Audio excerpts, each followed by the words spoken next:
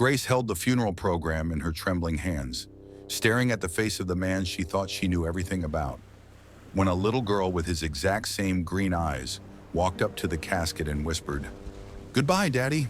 And Grace's entire world shattered because she never had children with him. The folder in the child's hand said, "DNA test results" in bold red letters. Before Grace could process what was happening, 4 more children entered the chapel, each one carrying an identical folder, each one with those unmistakable green eyes. And the oldest boy, maybe 13, looked directly at her and said the words that would haunt her forever. "Our moms told us to come find the truth." The air left her lungs, the room spun. Every memory of her 10-year marriage became a lie in that single moment, and Grace knew her life would never be the same again. If you're feeling what Grace felt right now, hit that subscribe button because this story gets even more unbelievable. Drop a like and comment where you're watching from so we can feel this heartbreak together across the world. The funeral home smelled like lilies and furniture polish. Grace had picked out every flower herself, spent hours choosing the right songs, written a tribute that took her 3 days because she kept crying too hard to finish. She wore the black dress Robert had bought her last Christmas. She thought she was honoring her husband. She thought she was the grieving widow. She thought wrong. The children stood in a line now, youngest to oldest. The little girl couldn't be more than 5. The oldest looked like he was trying hard not to cry. They all had different skin tones, different hair textures, different builds. But those eyes, those green eyes that Grace used to get lost in every morning over coffee, those eyes that crinkled when Robert laughed, those eyes that promised her forever on their wedding day. "Who are you?" Grace finally managed to whisper, but her voice cracked halfway through. The oldest boy stepped forward. His name tag from school was still pinned to his shirt. It said Jake in blue marker. "I'm Jake. This is Maya, Tyler, Sophie, and Lily. We're Robert's kids. Our mom said he died and we should come here." "Your moms?" Grace repeated. The word felt foreign in her mouth. "Yeah," Jake continued, and his voice was steady even though his hands shook. "My mom is Christina. She lives in Portland. Tyler's mom is Jennifer. She's in Seattle. Maya's mom is Rebecca in San Diego. Sophie's mom is Hannah in Phoenix. And Lily's mom is Victoria. She lives right here in town, actually just 15 minutes from your house." 15 minutes. Grace felt bile rise in her throat. 15 minutes away, Robert had another child, another woman, another life. The funeral director approached, his face pale and confused. "Mrs. Bennett, is everything all right? Should I call someone?" "Call someone?" Grace laughed, and it sounded manic even to her own ears. "Who would I call? My husband is dead, and apparently he was 5 other people's husband too." "Not husband," Jake corrected quietly. "Our moms weren't married to him, but he was our dad. He visited, he sent money, he came to some of our birthdays." The boy's voice dropped. "He told each of us we were special, that we were his secret joy." Secret joy. The words stabbed through Grace like hot knives. She was the wife, the official one. The one with the marriage certificate and the joint bank account and the house with both their names on the deed. But these children, these 5 beautiful children, they were the secrets. They were the joy, and Grace was just the cover story. "Show me," Grace heard herself say. "Show me the DNA results." Jake handed his folder over first. Grace's hands shook so badly she almost dropped it. Inside was a laboratory report dated 3 weeks ago. Robert Bennett, father. Jake Morrison, son. Probability of paternity, 99.99%. She opened the others. All the same, all dated within the last month, all proving what those green eyes already screamed. "Why now?" Grace asked. "Why come here today?" It was Maya who answered, the girl who looked about 8 with 2 braids tied with purple ribbons. "Our moms all got letters, after he died, from a lawyer. The lawyer said Robert left instructions. If anything happened to him, we were supposed to get DNA tests and come to his funeral. He said we deserved to know our siblings, and he said you deserve to know the truth." The truth. Robert had died in a car accident 5 days ago. Instant, the police said. Didn't suffer, they promised. Grace had been hollowed out by grief, barely able to stand at the viewing yesterday, held up by her sister on one side, and Robert's brother on the other. His brother. Did he know? Did everyone know except her? "Where are your mothers?" Grace asked, looking around the chapel. It was filling up now. Friends, co-workers, distant relatives. People coming to pay respects to a man who apparently had enough love for 6 different families, but not enough honesty for one wife. "They're outside," Sophie said. She was maybe 7, with freckles across her nose. "They didn't think they should come in. They said this was your day, but they wanted us to meet." Grace walked toward the chapel doors like she was moving through water. Everything felt slow and thick and impossible. She pushed through the heavy wooden doors and stepped into the bright Colorado sunshine. 5 women stood in a cluster by the parking lot.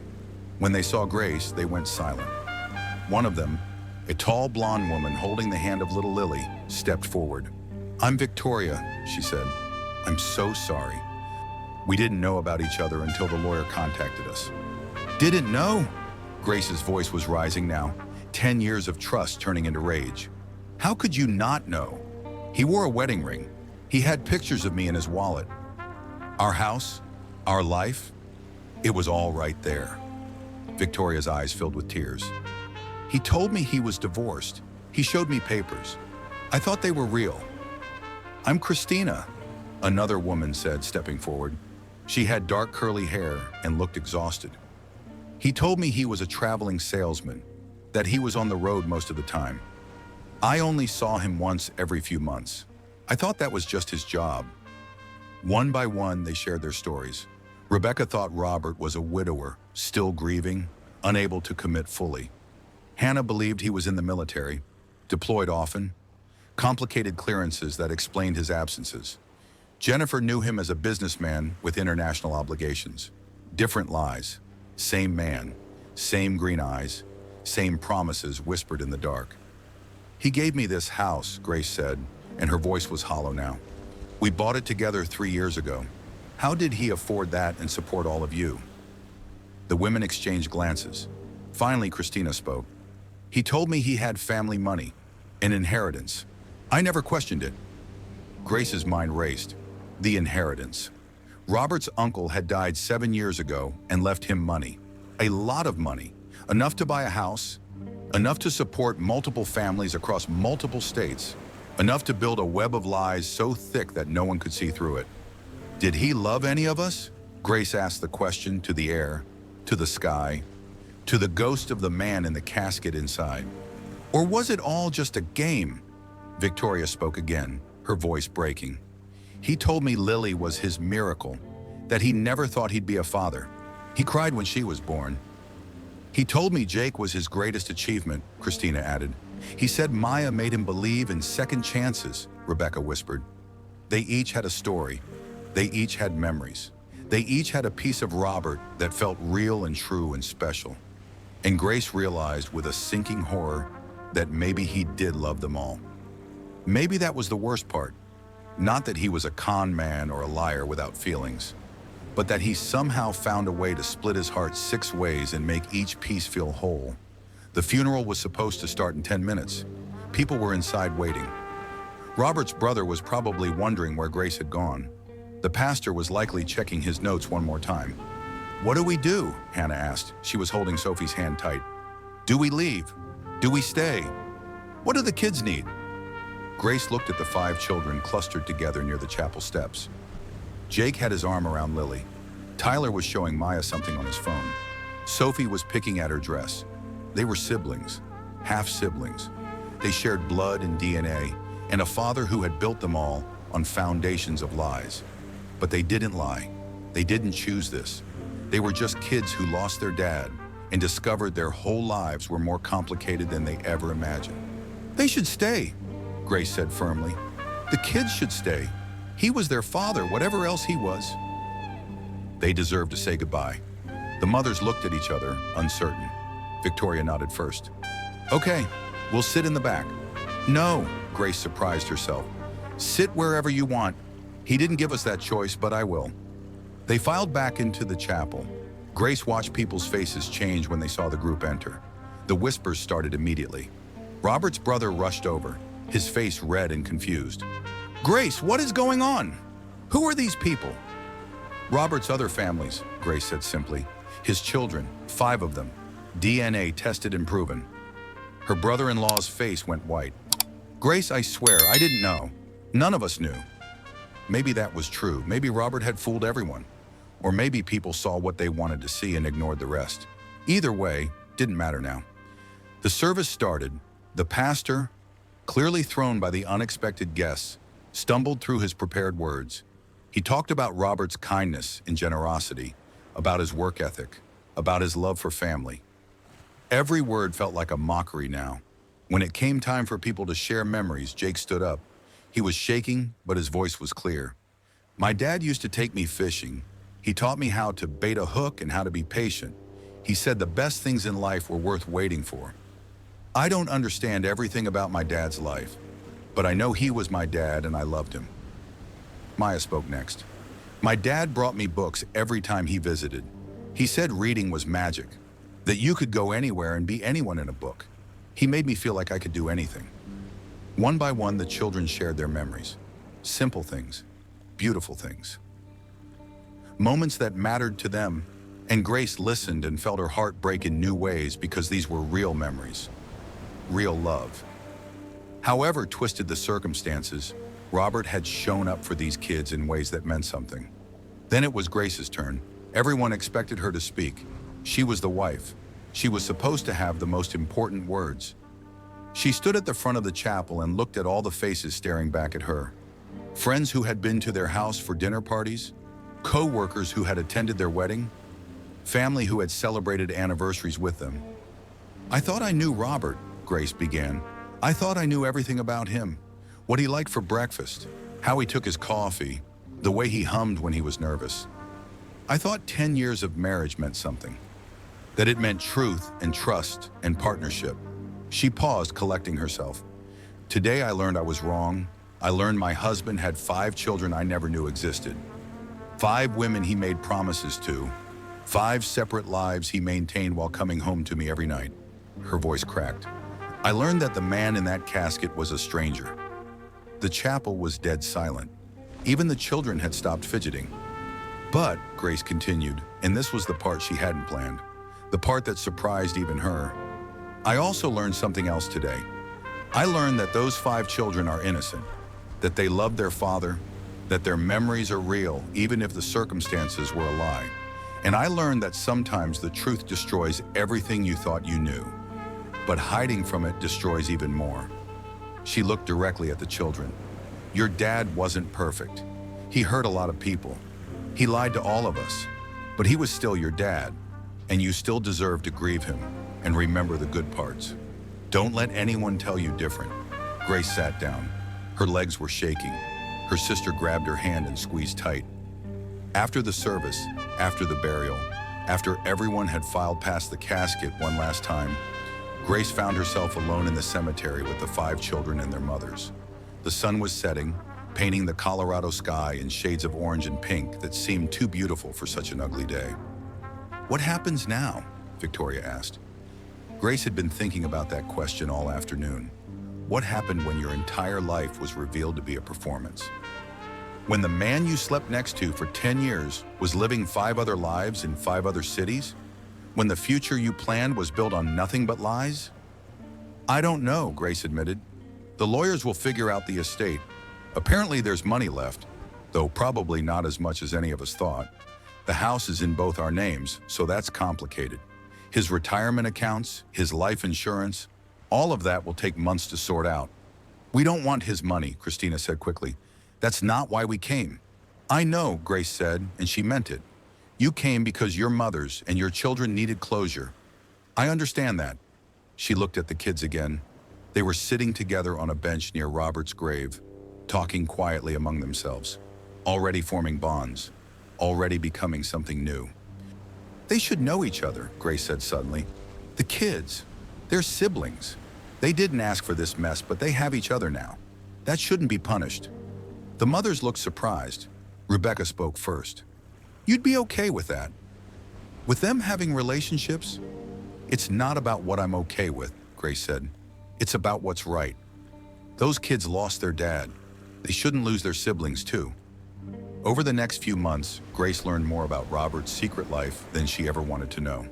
The lawyers uncovered credit cards she didn't know existed, rental properties in 3 different states, a safety deposit box full of cash, and documents detailing every lie he'd ever told.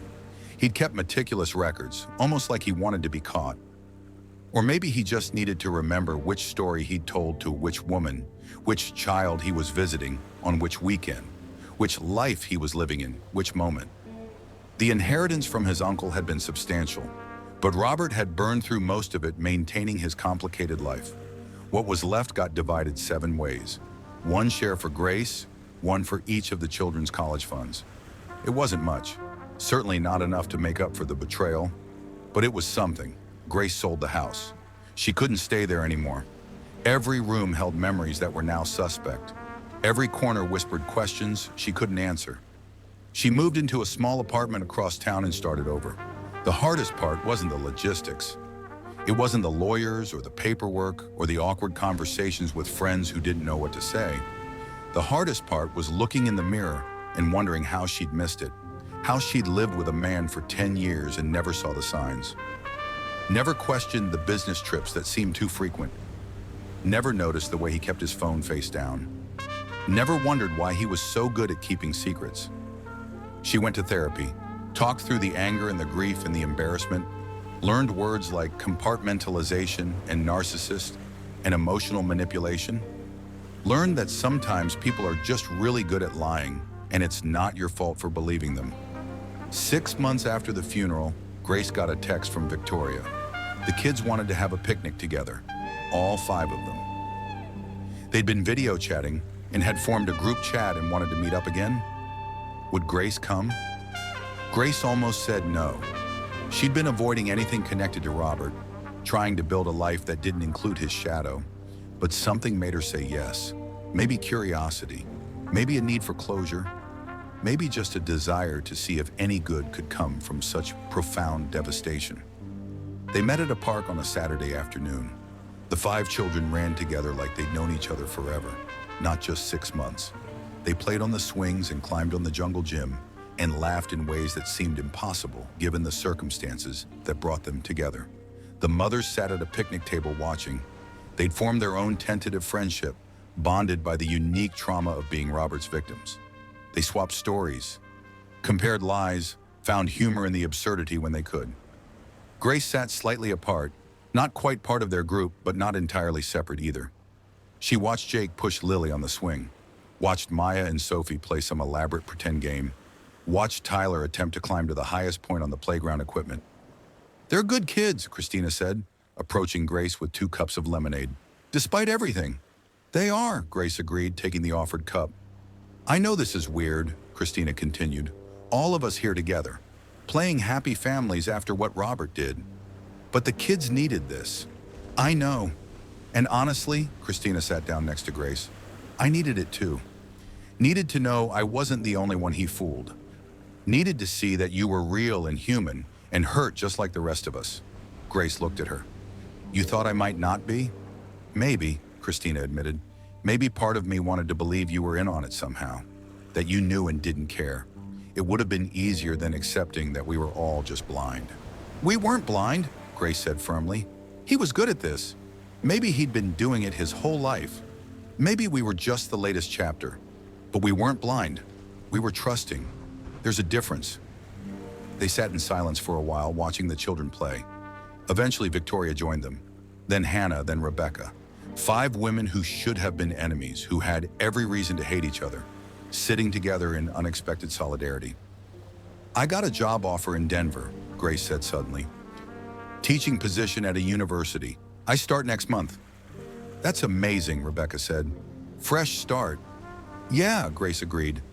"But I wanted to tell you all first, because even though this situation is insane and painful, and not what any of us wanted, you're the only people who really understand. You're the only ones who know what it's like to have your entire reality revealed as fiction. Will you still come to these picnics?" Sophie had wandered over, catching the end of the conversation. Grace looked at the little girl with the freckles and her father's green eyes. "If you want me to." "We do," Jake said, joining them with the other kids. You're part of this too. You're not our mom, but you were our dad's wife. That means something. It did mean something. Grace wasn't sure what exactly, but it meant something. These children were her connection to a man she loved and a life that had imploded. They were also innocent victims of the same lies that had destroyed her marriage. They were both the evidence of Robert's betrayal and proof that even horrible situations could create unexpected bonds. A year after the funeral, Grace stood in her new apartment in Denver, unpacking boxes that she'd left taped shut for months. She found her wedding album buried under some books. For a long time, she just held it, debating whether to open it or throw it away. Finally, she opened it. There was Robert on their wedding day, looking at her like she was his entire world. There they were, cutting the cake, dancing their first dance, laughing with friends. Every photo looked perfect. Every moment seemed genuine. Maybe it was genuine. Maybe in those moments, Robert really did love her. Maybe he loved all of them in his fractured, compartmentalized way. Maybe the lies didn't erase the real feelings underneath. Or maybe that was just Grace trying to make sense of something that would never make sense. She closed the album and put it in a drawer. Not thrown away, but not displayed either. Just there, a record of something that was both real and fake at the same time. Her phone buzzed. A text in the group chat the kids had created, the one they'd insisted Grace join. Jake had sent a photo. All 5 kids together at his 8th grade graduation. They were wearing matching shirts they designed themselves that said, Bennett Siblings in rainbow letters. They looked happy. They looked like family. Grace smiled despite herself. Robert had created chaos and pain and lies, but he'd also created these 5 humans who were finding their way to each other despite the circumstances. That had to count for something.